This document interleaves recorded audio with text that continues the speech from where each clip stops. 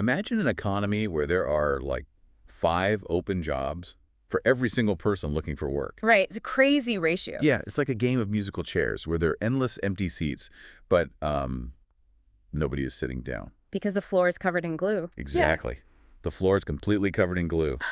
Welcome. We are looking at a massive stack of sources today that outline, honestly, one of the most bizarre economic paradoxes in Europe right now. It really is. If you're listening to this, you are probably what we like to call the learner. You want to cut through the noise, skip all the fluff, and just get straight to the aha moments. And today we are decoding the 2026 Dutch labor market. Which is a completely counterintuitive landscape right now. Oh, totally. To figure out what's really happening on the ground, we've pulled together official European Union macroeconomic forecasts, the latest numbers from the Dutch Statistical Agency, the CBS. Right? And we've crossed that data with some really niche career coaching guides and high-level corporate tax advisories. And the mission of this deep dive is to basically give you the exact blueprint for navigating this environment. Because here is the central mystery, right? The Dutch economy is actually cooling down. Growth is slowing. Yeah, the classic signs of a cool down. Right. But companies are more desperate for workers than they have ever been. So we're going to explore the hidden job market, these harsh new 2026 tax realities, and why simply speaking English might no longer be enough to get your foot in the door. Because the rules of the game have shifted drastically. I mean, strategies that worked for an international professional even like 2 or 3 years ago, Yeah. they are essentially obsolete today. Okay, let's unpack this core paradox first. Because the raw numbers we're seeing in these 2026 reports, they kind of seem to contradict each other. They do, yeah. Like in early 2026, the Dutch unemployment rate ticked up slightly to 4.1%, and GDP growth slowed down to 1.3%. Right, which, if you read a standard economics textbook, you'd assume the job market is softening. Exactly. Companies should be pulling back. But then you look at the vacancy reports from the sources, and there are still over 385,000 unfilled jobs across the country. It's a staggering number. It is. And the National Employment Agency classifies, I think it's 13 regions, as extremely tight, meaning there are over 5 vacancies for every single active job seeker. It totally defies traditional economic logic. When growth slows, hiring usually freezes. Right. But the fundamental driver behind this paradox is what the sources call the silver tsunami. Oh, the retirement wave. Exactly. Yeah. The Netherlands is experiencing this massive overlapping wave of retiring workers. And right now, the country has a record high labor participation rate. It's about 76.3%. Which is huge, right? It's among the highest in the entire European Union. Practically everyone who is physically and legally able to work is, well, already working. So the actual pool of unused available labor is just shrinking. Dramatically. Completely independent of the broader economic cooling. Which brings us back to that analogy, right? The musical chairs. There are more chairs than people, but the floor is covered in glue. Yeah, the glue is the key here. So if a company is desperate for an engineer, and an engineer is standing right there, what is the actual mechanism stopping them from taking the job? Like, what exactly is the glue? Well, the glue is a combination of severe structural bottlenecks.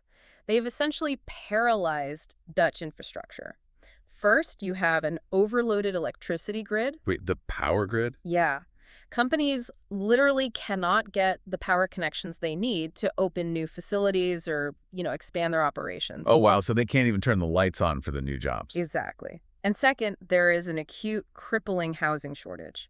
You might find this incredible job in Amsterdam or Utrecht, but if you cannot find an apartment within a 2-hour commute, You just can't take the job. you simply cannot take it. The housing crisis prevents domestic workers from relocating to where the open chairs actually are.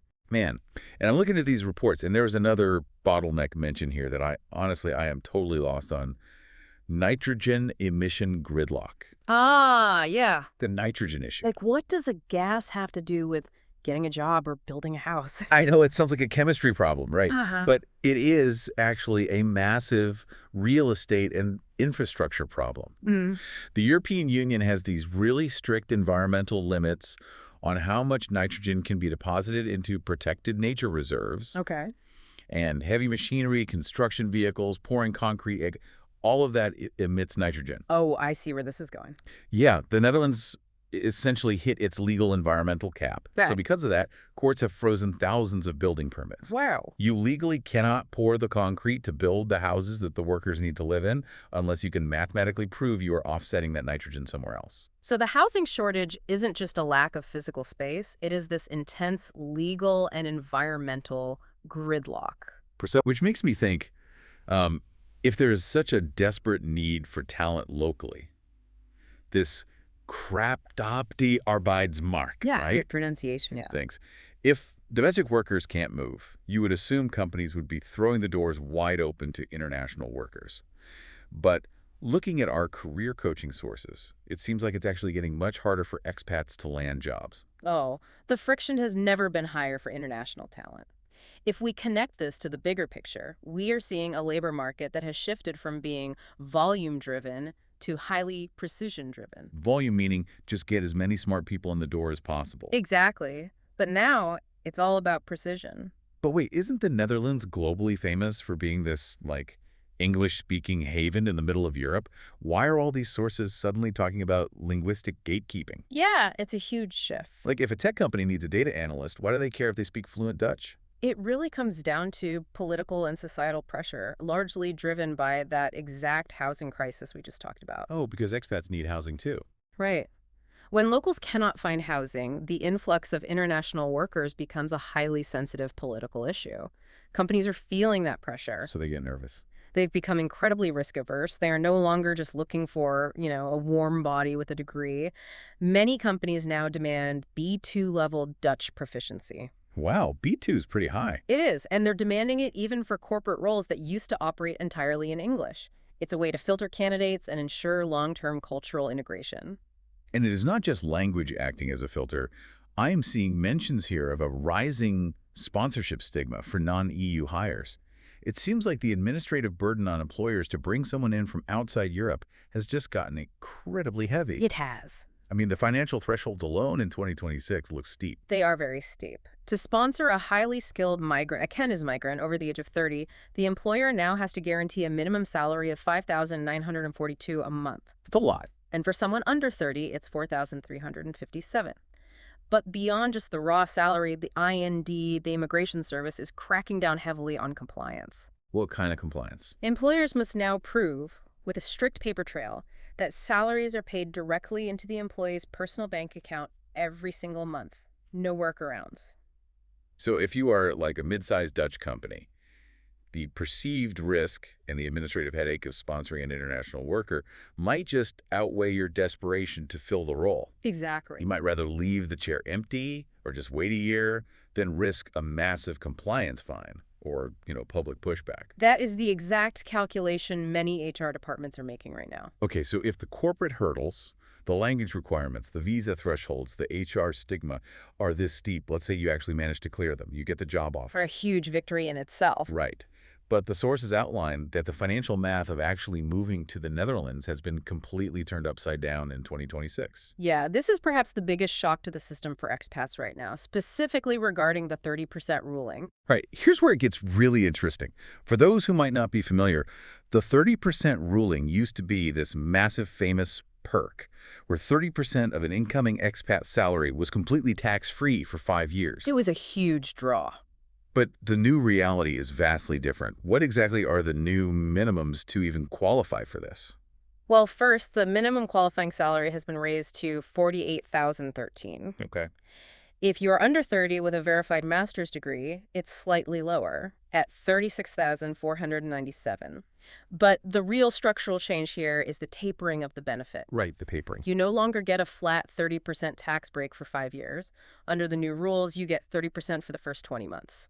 Then it drops to 20% for the next 20 months. Oh, God. And finally, it drops to just 10% for the final 20 months. Wait, let's walk through what that actually feels like for a person. Oh, yeah. Let's say I accept a job in Amsterdam thinking I am going to make, I don't know, €5,000 net a month. Oh. In less than 2 years, I might get a promotion. I might get a standard 3% annual raise. But because my tax break suddenly drops from 30% to 20%, my actual take-home pay shrinks. Yeah. I am literally taking home less money to do a bigger job. That is the exact scenario playing out across the country right now. And to add another layer, there is now a hard cap applied to the ruling at 262,000 euros. The sources refer to that as the Balkan Standard. What is that? The Balkan Standard is a Dutch law named after a former prime minister. It originally capped the salaries of public sector officials. Okay. The idea was that no public servant should earn more than the prime minister. And now, the government has applied that exact same ceiling to the expat tax break. And just to impartially report the tension here, this was designed by the government to curb a scheme that was costing them, what, $1.5 billion annually? Correct. And to address domestic political concerns about tax inequality. Because there's this idea that a foreign worker was paying significantly less tax than a Dutch citizen doing the exact same job. Exactly. We're just looking at the source reasoning there. Right. But practically speaking, this tapering is creating a nightmare for HR departments, isn't it? Because they have to figure out how to bridge that gap in net income to retain their top international talent when that 20-month drop hits. Oh, it is a massive retention nightmare. But there is another deeply human layer to this financial squeeze that often gets overlooked until it is too late. What's that? The career coaching sources reveal a staggering statistic. 79% of failed international assignments happened because of spousal career dropouts. 79%. That is a massive number. Let's let that breathe for a second. Yeah. You pack up your life, you move across the world, you navigate the housing crisis, you take the tapering tax hit. But your partner who moved with you cannot crack this tight, linguistically gate-kept Dutch job market. Exactly. Moving for work is not just an individual economic decision, it's a family ecosystem. If the trailing spouse cannot find a job because they do not speak B2 Dutch or because of a lack of a local network, the psychological toll of isolation really kicks in. And the financial toll, too.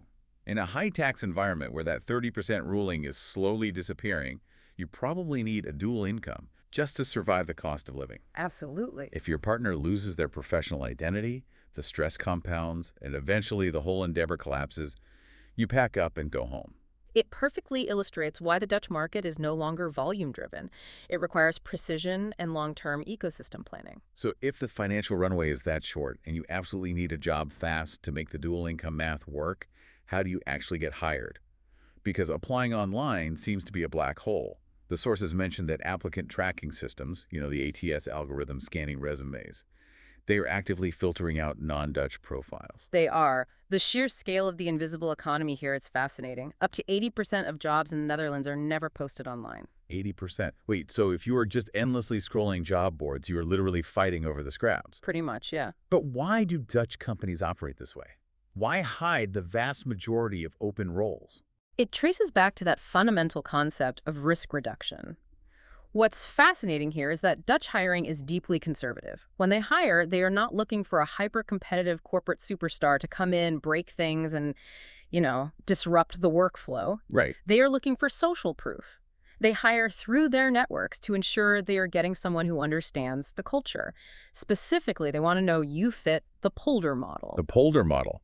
I have seen this term a lot in the sources. Is that the whole, everyone sits in a circle and debates concept? Broadly, yes. It is the defining characteristic of Dutch work culture. It's a horizontal hierarchy where consensus is an absolute requirement. Okay. A manager does not just issue top-down orders. The team debates, sometimes endlessly, until everyone agrees on a path forward. So if you bring in an aggressive, highly individualistic outsider who tries to override the consensus, it breaks the machine, exactly. And an online algorithm cannot measure whether you respect consensus. But a casual coffee chat or a recommendation from a mutual connection provides that necessary trust. That makes total sense. And the sources give some incredibly specific details on how to prove you fit this culture on paper. If you are listening to this and you are updating your resume, take notes. Do not use a 5-page American-style resume detailing every single metric and aggressive achievement. No, definitely not. Keep it to 2 to 4 pages. Clean, structured, and crucially, this blew my mind. Include your hobbies. I know it goes against everything international professionals are taught about being strictly business-focused. Right. In the U.S., if I put that I play intramural volleyball and bake sourdough bread, a recruiter might think I'm not serious enough. Why do Dutch companies care what I do on a Sunday? Because they are trying to figure out if you are a collaborative human being. They want a well-rounded person. They want to know that you are someone who will fit in at the vermibo, the Friday afternoon drinks. It's a massive tradition in Dutch offices. If you play a team sport or volunteer or have a unique hobby, it signals to a Dutch recruiter that you have a life outside of work, which is highly respected there, and that you know how to interact with people in a non-hierarchical setting. That is so interesting. They aren't just hiring a list of accomplishments. They are hiring a person to sit in the circle with them. Exactly. So knowing how to apply through networking and culturally tailored hobby-inclusive resumes, where should you actually be looking? What does this all mean for the hot sectors in 2026? Well, the demand is heavily concentrated. Tech remains massive, specifically artificial intelligence, cloud computing, and cybersecurity. But there is a very interesting micro trend happening within the tech sector right now. I noticed that. The sources point out that software developers are deliberately shifting their focus away from pure coding and into infrastructure roles. Yeah, they are reading the writing on the wall. AI can write basic code now, it can debug, so developers are moving toward the foundational plumbing of the internet. Like cloud server architecture. Exactly. Cloud server architecture, data security, national energy grid protection. Because while AI can generate a script, securing physical and digital infrastructure against a cyber attack still requires deeply specialized, verified human experts. They are future-proofing their careers. Smart. And outside of tech, you have healthcare and the skilled trades. The shortages here are desperate. They need nurses, electricians, HVAC technicians. Huge shortages. But the sources outline a massive bureaucratic wall for anyone trying to transition into these fields. Like the career changers, the Z and strummers. Yes. If you want to be a career changer, or if you are an international nurse trying to practice in the Netherlands, the credentialing process is notoriously rigid. So a registered nurse from Canada can't just fill out a form and start working. Not at all. To get your credentials evaluated for the National Healthcare Register, the big register, it can take anywhere from 6 to 12 months. Wow, up to a year. Yeah. The gatekeepers are manually cross-referencing every single syllabus from your foreign degree to ensure it perfectly matches the Dutch standard. So the hospital systems are screaming for workers, but the bureaucratic mechanism moves at a glacial pace. Which naturally leads to a thought I know a lot of people might have when facing all these hurdles. What if I just bypass this entire system? The freelance route. Yeah. Forget the Polder model, forget the algorithmic filters, forget the HR compliance. I will just become an independent contractor, a ZZPer. I set my own rules, I bill my own hours. It is a really tempting escape hatch, but the 2026 tax advisories we reviewed raise a massive red flag for that strategy. The Dutch tax authority is rolling out aggressive enforcement of the WET-DBA against what they call bogus self-employment. Bogus self-employment. Is this the government basically saying you cannot be a fake freelancer just to dodge taxes? Like pretending to be a business, but in reality you just work 40 hours a week for one boss? That is precisely it. You might bill as a freelancer, but if you use the client's equipment, follow their manager's orders, and only have that one client, the government views you as a de facto employee. And the motivation here is that the freelancer avoids paying certain social taxes, and the employer avoids having to give you a permanent contract and worker protections. Yes. And in 2026, the tax authorities are handing out massive retroactive fines to both the freelancer and the client for this practice. They have even introduced a legal presumption of employment for roles paying less than 33 to 36 euros an hour. Meaning if you bill below that hourly rate, the law automatically assumes you are an employee, regardless of what your contract says. Exactly. The burden of proof shifts entirely. All the standard tax liabilities and labor laws apply. So the freelance workaround is rapidly closing for many mid-level professionals. Wow. So bringing all of these threads together, if you are looking at the 2026 Dutch labor market, you are entering a high-stakes, highly complex environment. The days of applying to 100 jobs online with a generic resume and hoping for the best are completely over. Totally over. Volume has officially been replaced by precision. It is a market that demands extreme cultural intelligence. You need a targeted networking strategy to access that 80% hidden job market.